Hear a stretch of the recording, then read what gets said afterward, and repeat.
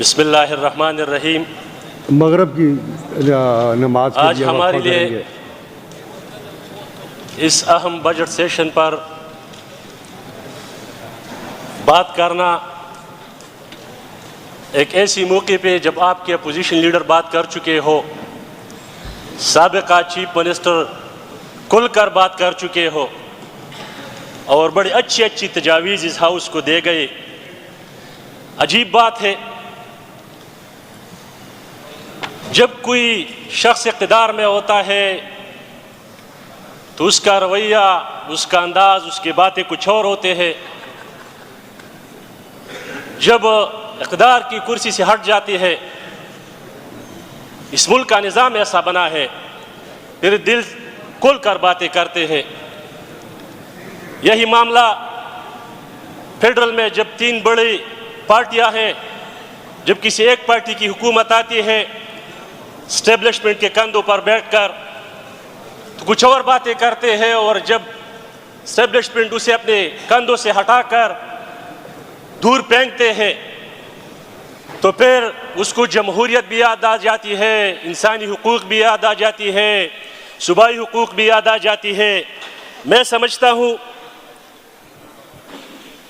कि चाहे कोई इक़्तिदार की कुर्सी पर बैठा हो या पोजीशन में बैठा हो, अवाम ने उसे अपने मुंतखब नुमाइंदा बनाकर इस ईवान में इसलिए भेजा होता है ताकि वो इनके मसाइल हल करे या कम करे।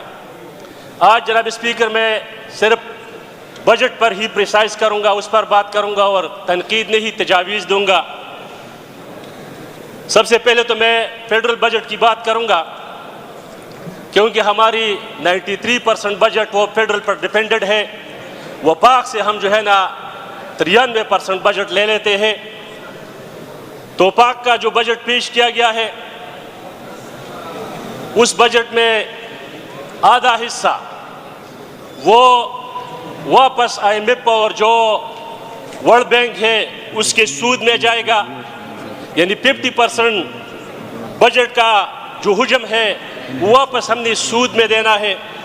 उससे जो बाकी बचता है उसमें दूसरा बड़ा शेयर हो हमारे डिफेंस बजट का होता है, यानी 3000 अरब रुपया वो डिफेंस बजट पे खर्च होता है। और उससे जो बाकी हिस्सा बचता है वो अब सरशाही की तनख्वाहों में और पेंशन में जाता है। जो बजट अवाम के फलाह और बहबूद पर खर्च होना है, डेवलपमेंटल बजट, वो आटे में नमक के बराबर होता है। यहाँ जो सूबाई बजट पेश किया गया है इसमें नया कुछ नहीं, वही बजट है जो पिछले साल पेश किया गया था और उससे पिछले साल पेश किया गया था।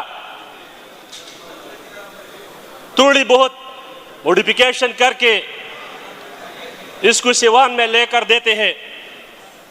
जनाब स्पीकर, हमारी तरक्याती बजट का जो हुजम है 524 अरब रुपये, जो फिगर यहाँ इन लोगों ने बताए हैं, जो बजट के डॉक्यूमेंट्स में है, उसमें से 150 अरब रुपये वो भी शामिल है जो हमें इंटरनेशनल ऑर्गेनाइजेशन से खैरात की शक्ल में मिल रहे हैं। पिछले साल जो अंदाज़ा लगाया गया था वो 178 अरब रुपये था, जबकि मिले 112 अरब रुपया। इस साल इन लोगों ने 150 अरब रुपये का अंदाज़ा लगाया है। दूसरी बात, जो तरक्याती स्कीमें इसी बजट में डाले गए हैं उसका हुजम है 1200 नई तरक्याती स्कीमें डाले गए हैं, जबकि ऑलरेडी 2013 से अनवर्ड 2026 तक जितनी बजट पेश की गई है और जितनी स्कीमें डाली गई है उसका हुजम 1600 बनती है।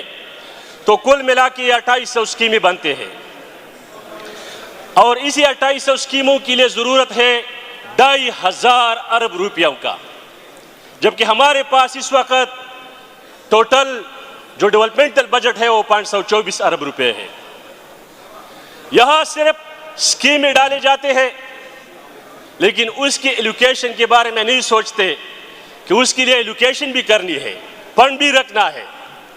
फंड आपके पास है 524 अरब रुपए, और आपने स्कीमें आपके पास इस वक्त जो है ना, जो हिरारकी में चल रहे हैं, वो 2800 स्कीमें हैं, यानी 1219 स्कीमें आप लोगों ने डाल दी है।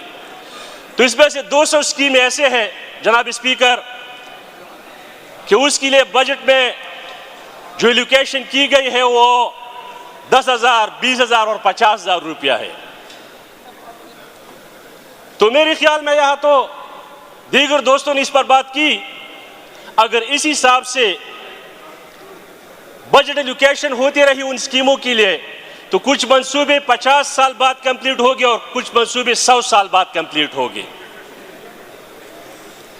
जो हमारे फाइनेंस डिपार्टमेंट है और उसमें पीर साहिबान तशरीफ रखें या उधर लॉबी में चले जाएं।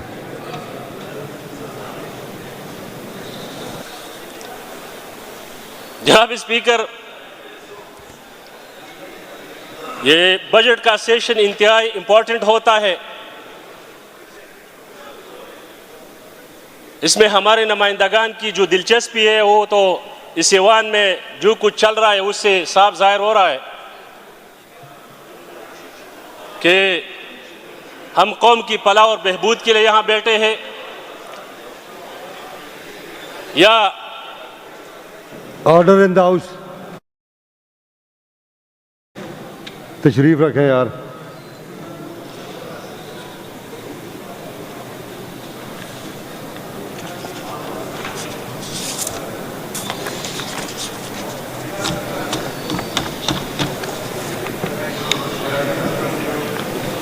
ये आपस में बातों से परहेज करें, इधर सुने निसार अब्बास खान क्या फरमा रहे हैं।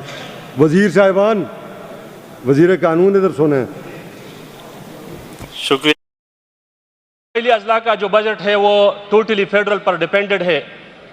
इस साल उन लोगों ने जो एलोकेशन रखी है, जो बजट रखा है,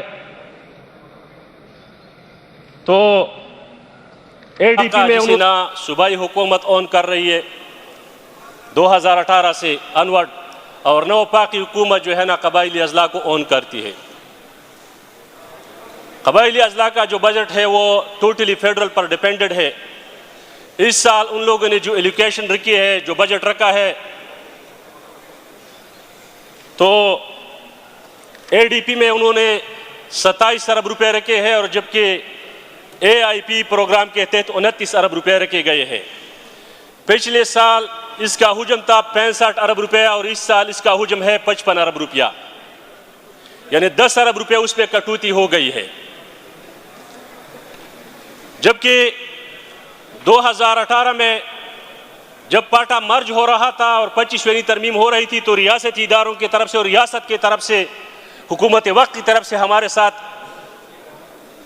ये वादा किया गया था, ये कमिटमेंट की गई थी कि डिविजिबल पूल की 3% शेयर्स के मुताबिक हमने कबायली अजला पर खर्च करना है, क्योंकि कबायली अजला पाकिस्तान बनने से लेकर आज तक तरक्याती मंसूबों से महरूम रहा है।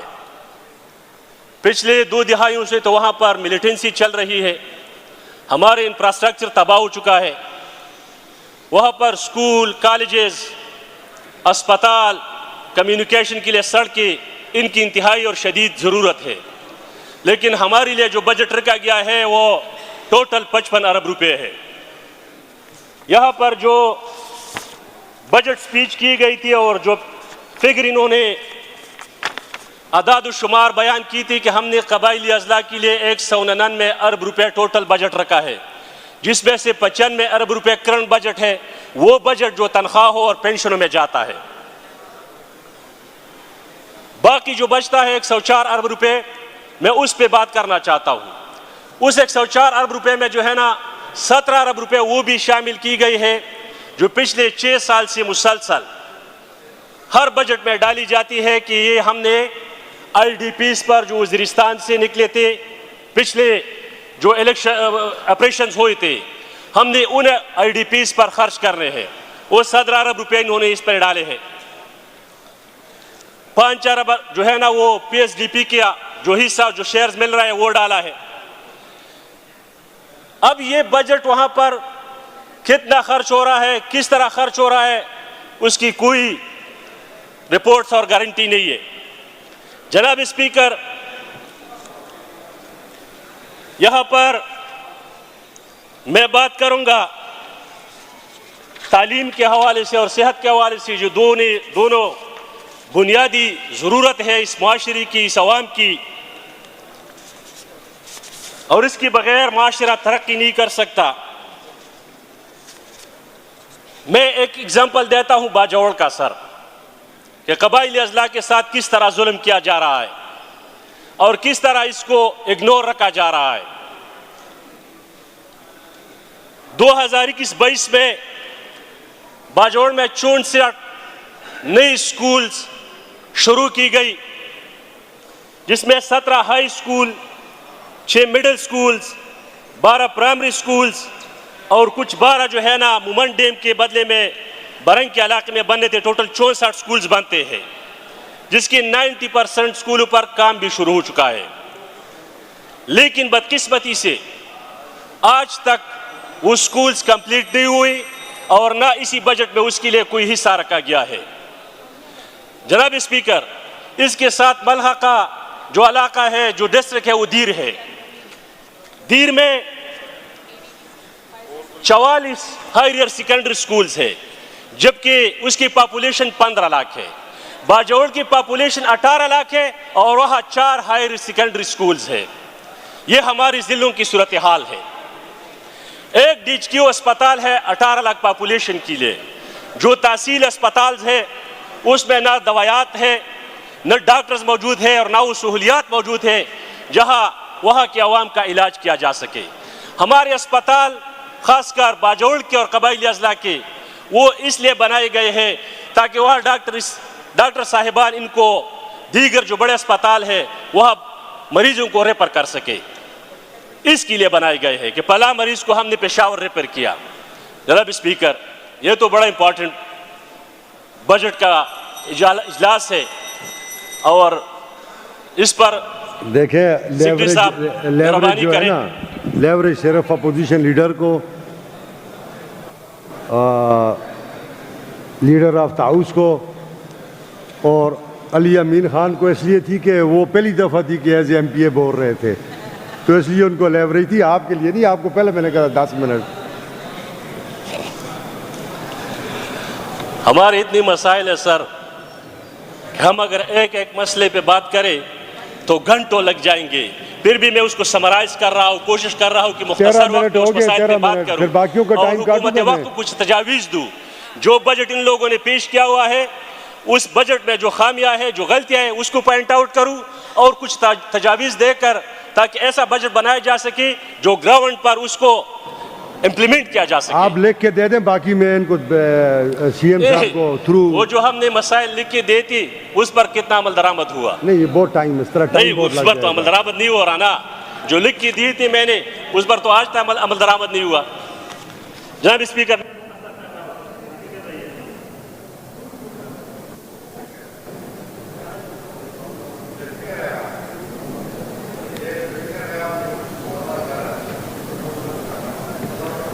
पीर साहब क्या कहते हैं, आपका टाइम दे दूं इसे? नहीं, कल वाले टाइम में से हिस्सा काट के दे दूं?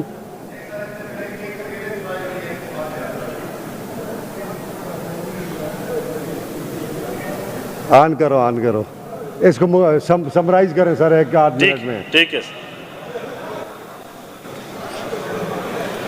जनाब स्पीकर,